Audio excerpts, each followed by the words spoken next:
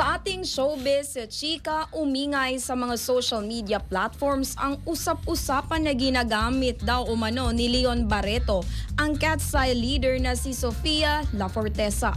Naging agaw pansin kasi sa mga news outlet ang pag-shoutout ni Leon kay Sofia matapos ang performance at pagkanumina sa Grammys ng kanyang grupo na kinainis naman ng mga netizens.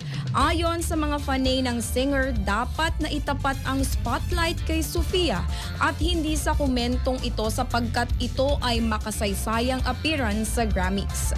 Matatandaan na usap-usapan ito ng mga nagdaang linggo ang pagkakaroon ng something sa pagitan ng mag-best friends na hanggang ngayon ay hindi pa rin binibigyang pahayag ng dalawa.